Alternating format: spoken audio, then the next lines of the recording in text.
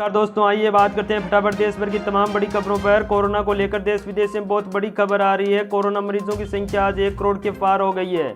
साथ ही मजदूरों, किसानों और छात्रों को लेकर भी बहुत बड़ी खबर आ रही है। उजाला योजना के तहत मिलने वाले फ्री गैस सिलेंडर को लेकर भी बड़ी खबर आ रही है। पोस्ट ऑफिस और स्टेट बैंक में निकली बम्पर भर्ती। 1 जुलाई से बैंक खाते को लेकर भी बदले ये 3 नियम। नहीं जानने पर हो सकता है भारी नुकसान। साथ ही देश में 21वें दिन भी बढ़े पेट्रोल डीजल के भाव। लगातार पेट्रोल डीजल के बढ़ते भाव दिल्ली में दोनों 80 के पार चले गए हैं। साथ ही मजदूरों को लेकर भी एक बहुत बड़ी खबर आ रही है। सिर्फ ये 3 कागज देने पर घर लौटे मजदूरों के खातों में आएंगे 6,000 रुपये सीधे पीएम स्कीम द्वारा। साथ ही मोदी सरकार ने लिए 5 अहम फैसले। करोड़ों भारतीयों को मिलेगा जबरदस्त फायदा। इसके साथ ही मौसम विभाग द्वारा भी हाई अलर्ट जैसी तमाम बड़ी खबरों को फटाफट जानने के लिए वीडियो को पूरा जरूर देखिएगा, ताकि कोई भी सूचना या खबर आपसे छूटे नहीं। दोस्तों, सबसे पहले कोरोना को लेकर बात करते हैं। दुनिया में आज कोरोना संक्रमितों की संख्या हो सकती है 1 करोड़ के पार। भारत में एक दिन में सबसे बड़ा उछाल, 18,552 नए कोरोना केस सामने आए। जी हाँ दोस्तों, 24 घंटे में कोरोना के 18,552 नए केस सामने आए हैं। भारत में कोरोना संक्रमितों का आंकड़ा 5,08,953 हो चुका है। भारत में कोरोना वायरस संक्रमण का सिलसिला थम नहीं रहा है। देश में कोरोना के मामले 5 लाख पार कर चुके हैं। स्वास्थ्य मंत्रालय के शनिवार के आंकड़ों के मुताबिक एक दिन में कोरोना संक्रमण के मामले सबसे बड़ा उछाल देखा गया है। स्वास्थ्य मंत्रालय के आंकड़े बताते हैं कि बीते 24 घंटों में कोरोना के 18,552 नए केस सामने आए हैं, जबकि इस वायरस की चपेट में आने से 384 लोगों की मौत भी हो चुकी है। स्वास्थ्य मंत्रालय के मुताबिक भारत में कोरोना संक्रमितों का आंकड़ा 5,08,953 हो चुका है।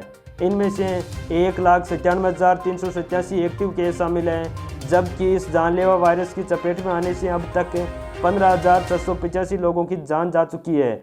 एक अच्छी बात यह भी है कि अभी तक कोरोना संक्रमित 2,95,881 मरीज ठीक भी हुए हैं। और अगली बड़ी खबर आ रही है। सिर्फ ये 3 कागज देने पर घर लौटे मजदूरों के खाते में आएंगे 6,000 रुपये। सरकार ने दी है इसकी पूरी जानकारी। प्रधानमंत्री किसान सम्मान निधि स्कीम का लाभ प्रवासी मजदूरों को भी मिलेगा। जी हाँ दोस्तों, देश के करीब 10 करोड़ किसानों के लिए बड़ा सहारा बनी प्रधानमंत्री किसान सम्मान निधि स्कीम का फायदा अब प्रवासी मजदूरों को भी मिलेगा। केंद्रीय कृषि राज्य मंत्री कैलाश चौधरी ने इससे जुड़ी जानकारी दी है। उन्होंने बताया कि मजदूरों को सिर्फ ये 3 डॉक्यूमेंट यानी कि खेती की जमीन से जुड़े दस्तावेज, बैंक खाता नंबर और आधार कार्ड देना होगा। शर्तें पूरी करने वाले मजदूर रजिस्ट्रेशन करवाइए। सरकार पैसा देने को तैयार है। मजदूरों के नाम पर कहीं भी खेती होना चाहिए। अब रजिस्ट्रेशन के लिए कहीं जाने की भी ज़रूरत नहीं है। खुद ही स्कीम की वेबसाइट पर जाकर इसके फार्मर कॉर्नर पर जाकर आवेदन किया जा सकता है। दोस्तों, इसके साथ ही कैलाश चौधरी ने यह भी कहा कि इस स्कीम में रजिस्ट्रेशन के लिए ज़रूरी है कि आपके पास आधार कार्ड और बैंक खाता मौजूद हो। इसके अलावा खेती की ज़मीन के दस्तावेज भी होने चाहिए। इस डेटा को राज्य सरकार वेरीफाई करती है, उसके बाद केंद्र सरकार पैसा भेजती है। और अगली बड़ी खबर आ रही है दोस्तों, 1 जुलाई से बदल जाएंगे आपके बैंक खाते से जुड़े ये 3 नियम। नहीं जानने पर होगा भारी नुकसान। 1 जुलाई से कई बैंकिंग रूल्स बदलने वाले हैं, जिनके बारे में आपको जानना बहुत ज़रूरी है कि क्या क्या चीज़ें बदल रही है, क्योंकि एक छोटी सी गलती आप पर भारी पड़ सकती है। दोस्तों, पंजाब नेशनल बैंक ने बचत खाते पर मिलने वाले ब्याज दर में 0.50% की कटौती की है। 1 जुलाई से बैंक के बचत खाते पर अधिकतम 3.25% सालाना ब्याज मिलेगा।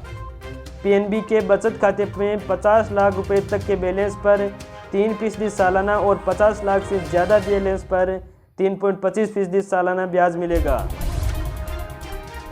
दोस्तों, 1 जुलाई से बदल जाएगा एटीएम से कैश निकालने का नियम। लॉकडाउन और कोरोना के कारण 1 जुलाई से एटीएम से कैश निकालने के लिए नियम में बदलाव होने जा रहे हैं, जो आपकी जेब पर बोझ बढ़ाएगा। एटीएम कैश विड्रॉ 1 जुलाई से आपके लिए महंगा होने जा रहा है। वित्त मंत्रालय ने एटीएम से कैश विड्रॉ करने के लिए सभी ट्रांजैक्शन चार्ज हटा दिए थे।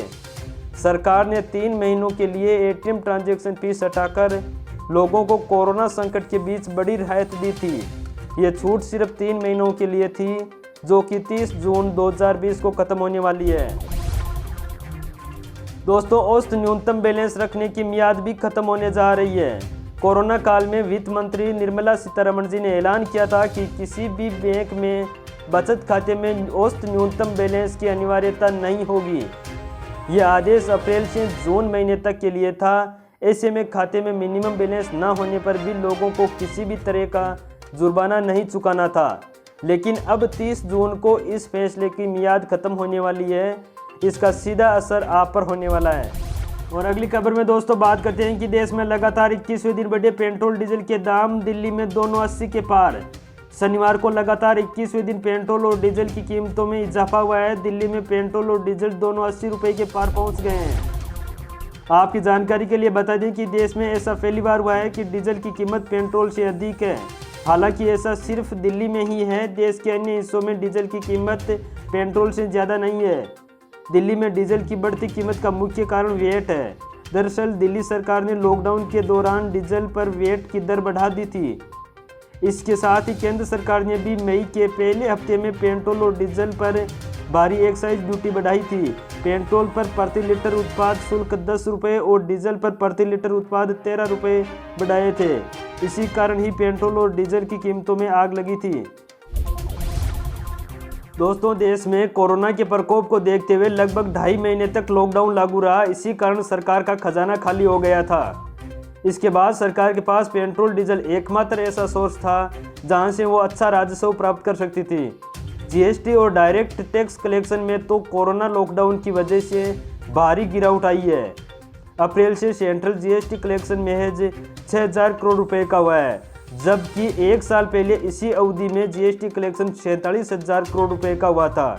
इसी कारण सरकार को लगातार पेट्रोल डीजल के दाम बढ़ाने पड़े हैं। हालांकि कोरोना काल में कच्चे तेल की कीमतों में लगातार गिरावट आई है, तो सरकार इसे राजस्व बढ़ाने के मौके के रूप में देखा है। जब कच्चे तेल की कीमत में कमी लगातार जारी रही तो सरकार ने टैक्सेस बढ़ाकर इसके दाम बढ़ा दिए। इससे पेट्रोल कंपनियों को तो मुनाफा नहीं हुआ, लेकिन सरकार का राजस्व काफ़ी बड़ा है। और अगली बड़ी खबर आ रही है, मोदी सरकार ने लिए 5 अहम फैसले, करोड़ों भारतीयों को मिलेगा जबरदस्त फायदा। मोदी कैबिनेट की बैठक में अर्थव्यवस्था को रफ्तार देने के लिए कई प्रस्तावों को हरी झंडी दे दी है। खुद प्रधानमंत्री ने बैठक के बाद कहा कि ये सभी फैसले ऐतिहासिक हैं और इससे करोड़ों भारतीयों को फायदा मिलेगा। नंबर 1, छोटे कारोबारियों को लोन में 2% ब्याज की छूट। लॉकडाउन की वजह से छोटे कारोबारियों को खास नुकसान उठाना पड़ा है।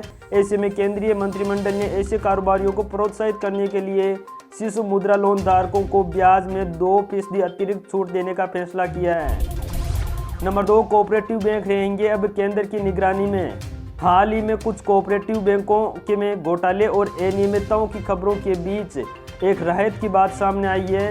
प्रधानमंत्री नरेंद्र मोदी की अध्यक्षता वाली कैबिनेट ने देश के सभी सहकारी बैंक रिजर्व बैंक आरबीआई की निगरानी में रखने का फैसला किया है।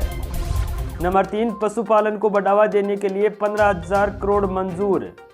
कैबिनेट ने बुधवार को अपनी बैठक में पशुपालन को बढ़ावा देने वाला एक प्रस्ताव को भी मंजूर किया है। आर्थिक मामलों की मंत्रिमंडल समिति ने 15,000 करोड़ रुपए के पशुपालन बुनियादी ढांचा विकास फंड की स्थापना के लिए अपनी मंजूरी दे दी है।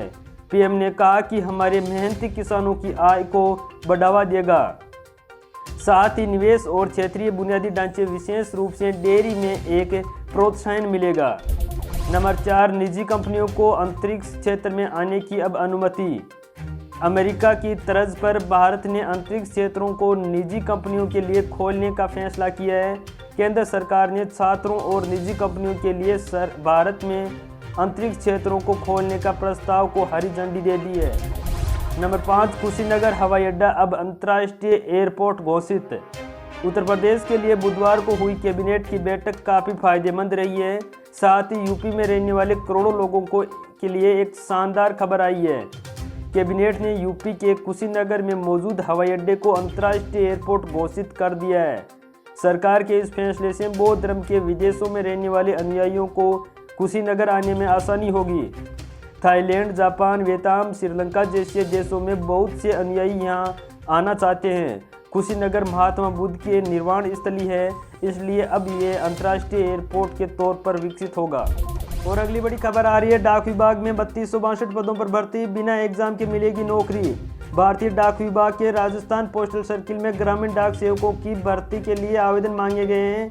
डाक विभाग में इस भर्ती प्रक्रिया के तहत 3262 पदों पर नियुक्तियां की जाएगी। इन पदों पर नौकरी पाने के लिए 10वीं पास उम्मीदवार भी आवेदन कर सकते हैं।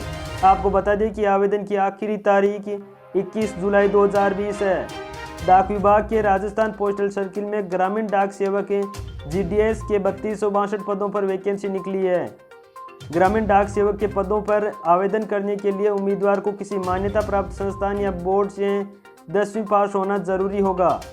पोस्ट ऑफिस में GDS के पदों पर आवेदन करने के लिए उम्मीदवार की न्यूनतम उम्र 18 साल और अधिकतम 40 वर्ष निर्धारित की गई है। ग्रामीण डाक सेवक के पदों पर आवेदन करने के लिए उम्मीदवार को शुल्क के रूप में 100 रुपये का भुगतान करना होगा। वहीं महिलाओं और SC/ST वर्ग के उम्मीदवारों को कोई आवेदन फीस नहीं देनी होगी। उम्मीदवार का चयन 10वीं प्राप्त अंकों के आधार पर मेरिट लिस्ट के जरिए किया जाएगा। इन पदों पर चयनित उम्मीदवार को 10,000 रुपये प्रतिमाह से लेकर 14,500 रुपये प्रतिमाह तक का वेतन मिलेगा। इस प्रकार दोस्तों मैंने इस वीडियो के माध्यम से आपको छोटी सी जानकारी दी है। अगर आपको वीडियो अच्छा लगता है तो लाइक ज़रूर करें, साथ ही अपने दोस्तों के पास शेयर करना ना भूलें। इस प्रकार की तमाम छोटी बड़ी खबरों को फटाफट जानने के लिए चैनल को सब्सक्राइब करके घंटी वाला बटन ज़रूर दबा दें, ताकि भारत सरकार द्वारा जारी कोई भी सूचना या योजना सबसे पहले आपके पास आ सके। Thanks for watching.